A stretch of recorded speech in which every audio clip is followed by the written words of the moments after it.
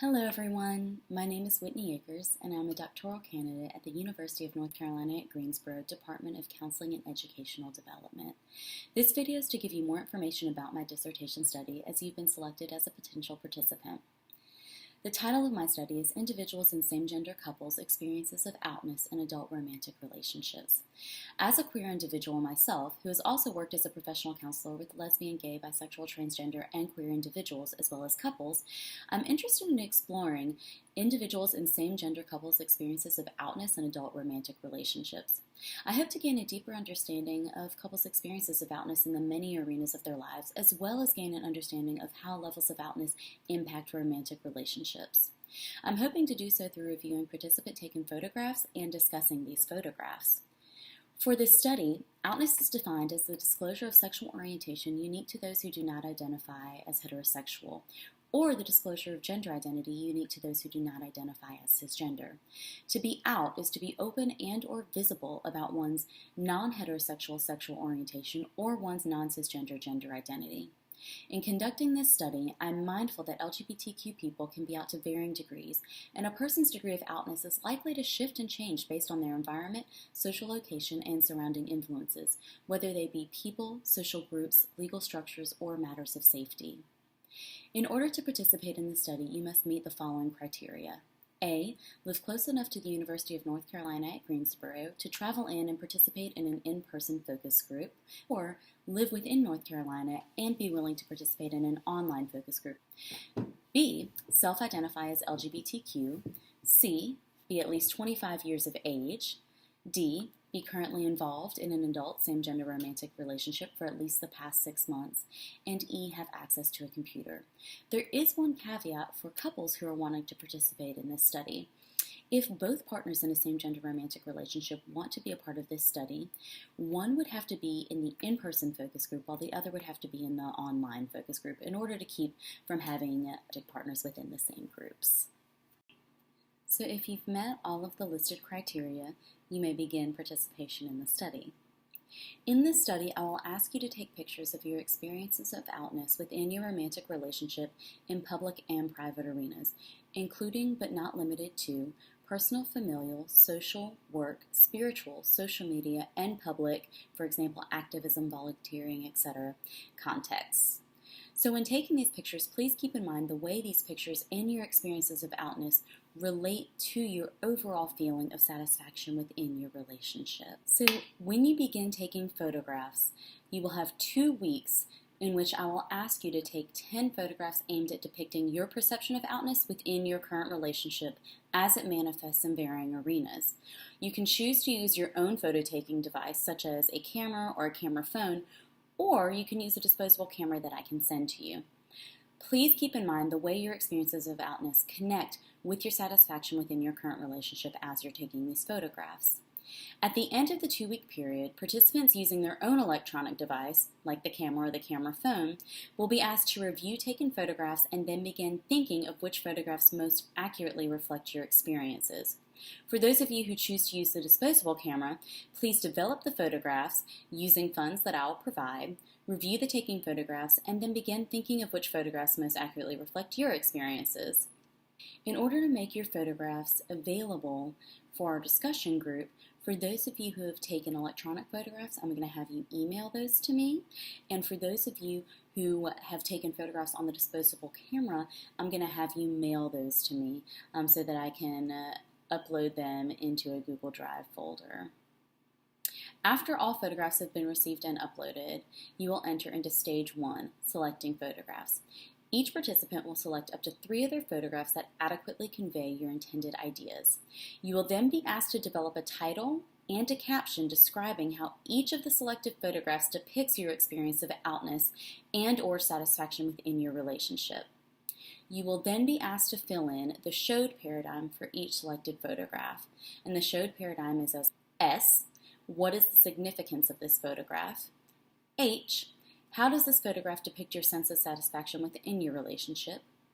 O, how does this relate to our lives as LGBTQ individuals in same-gender romantic relationships? W, what does this photograph say about your outness in this context? E, How would you describe your experience and emotions in taking or selecting this photograph? And D, what feels important for us, participants, researchers, families, lawmakers, religious leaders, counselors, and the general public to do now? You will submit all selections to me via the Google Drive folder or email in preparation for group discussion. Please be mindful of confidentiality when uploading email or mailing the pictures. Please make sure that you double-check addresses to ensure that your materials come directly to me and don't get into the hands of someone who's unintended. I will include in the write-up of these instructions an example of a picture with a title caption and a fully filled-in showed paradigm so that you have something to guide your work. After selecting photographs, we will enter into Stage 2, contextualizing and storytelling. Participants will be asked to meet either in person or online for a group discussion of photographs and captions. The in-person meeting will be at the University of North Carolina at Greensboro and last no more than 3 hours. The group discussion will be audio recorded and transcribed in an effort to capture the nuances of verbal exchanges. A research assistant will also be present to take field notes to capture any in-the-moment experiences or any reactions to group discussion. This research assistant will be bound to the same confidentiality agreement that I am. The online discussion group will be held through a private online chat room, and the transcript from the group discussion will be kept for data analysis. Prior to the in-person focus group, I'll print all submitted photographs, titles and captions, and showed paradigm answers to post throughout the meeting room so that the group can walk around and review these before processing begins. For the online meeting, I will have all of the submitted photographs, titles, captions, and showed paradigm answers posted electronically for group review before processing begins. Participants will spend the first 15 minutes of the focus group time looking at the images and reading the information provided by each participant. To facilitate a dialogue about and analysis of the photographs, I will act as the group discussion facilitator, asking discussion questions in a semi-structured interview. I will pose the questions: what did you notice about the pictures? Which picture stood out to you? What ideas or thoughts felt new to you in regard to outness in your relationship? What ideas or thoughts felt new to you in regard to relationship satisfaction and outness in your relationship? What ideas or thoughts felt familiar in regard to outness in your relationship? What ideas or thoughts felt familiar in regard to how outness influences relationship satisfaction within your relationship? And what emotions did you feel when viewing the pictures? We will then enter into Stage 3, identifying themes. After reviewing all the photographs, participants will additionally be asked to consider any themes that they feel have emerged in discussion. Some of the questions will be as follows. What themes did you see in the pictures, titles, captions, and showed paradigms? For the purpose of our discussion, a theme will be defined as having approximately 4 compelling photographs, titles, captions, stories, or a combination of these that emerged during your walking around. So what were repeated images, ideas, or experiences specifically related to outness in same-gender romantic relationships? What were repeated images, ideas, or experiences specifically related to how outness influences relationship satisfaction in adult same-gender romantic relationships? And what were other general repeated images, ideas, or experiences? These questions will help us to really gain an idea of the main components of discussion and what that reveals about everyone's personal experiences and the collective experience. We'll then enter Stage 4, planning for action. So before discussion ends, the group will revisit number 6 of the showed paradigm. What feels important for us, participants, researchers, families, lawmakers, religious leaders, counselors, and the general public to do now? Inviting participants to engage in critical thought and dialogue about your power to affect change and desired responses from your communities at large. I will facilitate a collective discussion among the group members exploring if or how you would like to see the results of this study used within your community. Participation in group action is not a required component of the study. You will have the option to participate in social action initiatives as collectively determined by the group, but you will not be forced to do so. Also, you will be able to state if you authorize your photographs to be used in your absence. If you do not explicitly authorize the use of your photographs will not be used in any way. In order to begin preparation for the group's action plan, if one emerges, I will gain consent from all participants indicating if the researcher has permission to reprint all participant photographs, selected participant photographs, or no participant photographs for use in the project and/or dissertation. We will then enter into Stage 5, analysis. After the research team analyzes the transcript of the group discussion paired with the photographs, I will electronically send themes to all participants and solicit your feedback. Your feedback in this phase is important in helping to ensure that I've accurately captured your experiences of outness and the group discussion. However, your level of involvement here is completely optional. I will also check with you to ensure that the themes garnered from data analysis do not compromise your confidentiality. If any participant indicates that a theme does compromise their confidentiality, I will attempt to edit the theme to maintain confidentiality, or if this is not possible, I will remove the theme altogether.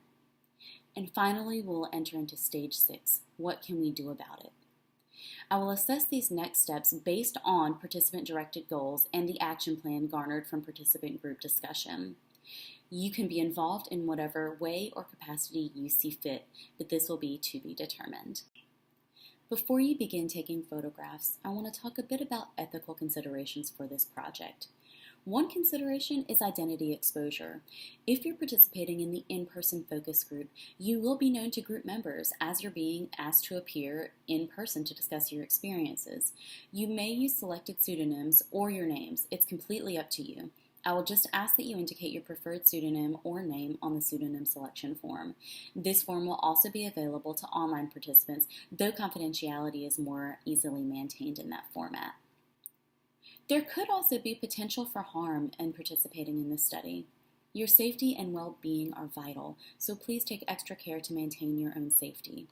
There are risks to including yourself or other human subjects in photographs.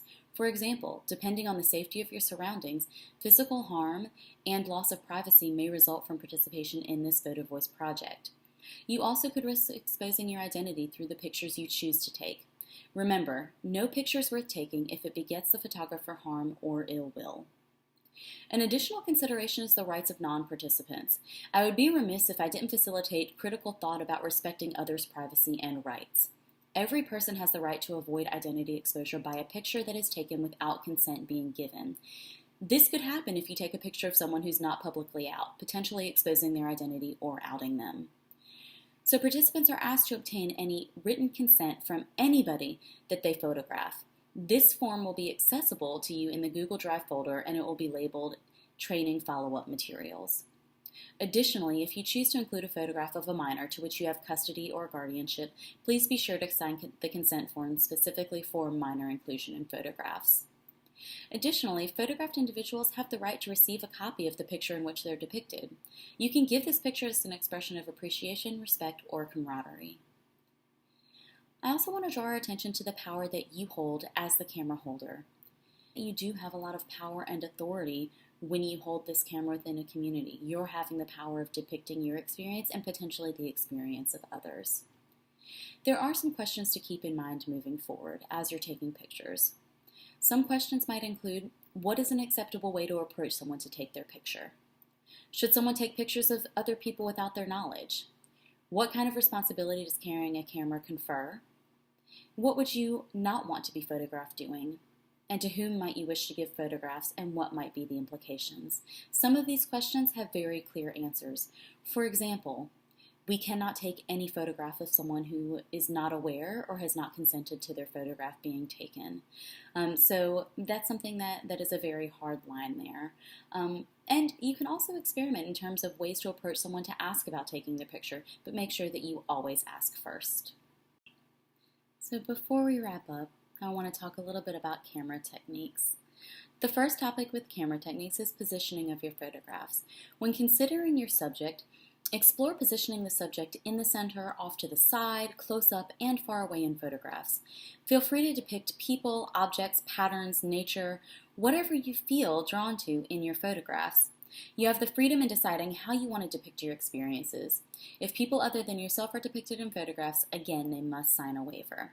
You may find this waiver entitled Photovoice Project Release Form for individuals depicted in photographs in the Google Drive folder entitled Training Follow-Up Materials. Also considering framing, position yourself to capture what is only needed in the frame of the picture. Photographs often have extra things in the frame that can maybe distract from the focus of the photograph. Remain aware of the background in your photo and be intentional in maybe altering the background if need be. You're also going to want to watch for clutter or for unintentional inclusion of objects in the photograph. This also includes unintentional inclusion of people who have not signed consent to be photographed. You can also explore if there are objects or elements in the background of the photograph that are important in communicating your desired message or idea. So some of these inclusions might be intentional. When considering lighting, when trying to avoid harsh shadows, make sure that you shoot photographs of people in covered shade so that the light is more even across your subjects. Try to place the sun at your back when you're shooting your photographs. This will help you to avoid backlit subjects with shadowy faces. Additionally, allow yourself flexibility to creatively play with light, experimenting with lighting and how light will affect your pictures. Remember that the flash will not reach very far in dark conditions, like in nighttime, so therefore try to limit dark or night photographs to objects that are within arm's length. During the daytime, if you're outdoors, keep the sun behind the photographer to illuminate the subject. You may need to use the flash even if you're outdoors on a sunny day, but you can play with this. Also make sure that you keep your finger away from the lens and the flash to make sure you capture the intended picture. When you're taking a photograph, hold the camera steady and release the shutter button carefully. Sturdy yourself so that you may avoid shaking or moving the camera, which can lead to blurry or less sharp pictures. And finally, be sure that you allow yourself space for creativity. Be creative and experiment with your photographs. You have the freedom to use your imagination when depicting your experiences of outness and how that relates to your satisfaction in your romantic relationship. With consideration to access to cameras, as I've stated before, you're going to have the option of using your own device like your phone or a camera or a disposable camera. If you want to use the disposable camera, please email me to request one and I will send one to your address. And please follow the instructions on the device for picture taking. From this point forward, please address any questions to me at the email address wpaphotovoice@gmail.com. Also, electronically sign the informed consent available as a Google document in the Google Drive electronic folder entitled Training Follow-Up Materials. Review training guidelines and procedures, and for detailed explanations, please see the document entitled Steps for Completing Your Photovoice Project. This is also in the electronic folder entitled Training Follow-Up Materials on Google Drive. This form will really detail everything that I've talked about in this video and break it down step by step in a visible format. Now you're ready to begin taking photographs, so please engage in this creative journey in whatever way feels right for you. Thank you again for considering participating. Whether or not you're interested in being a part of this study, I invite you to consider passing the information about the study and my contact information along to others who might be interested in participating. I really appreciate your time, your energy, and your vision, and I look forward to meeting with you. Thank you.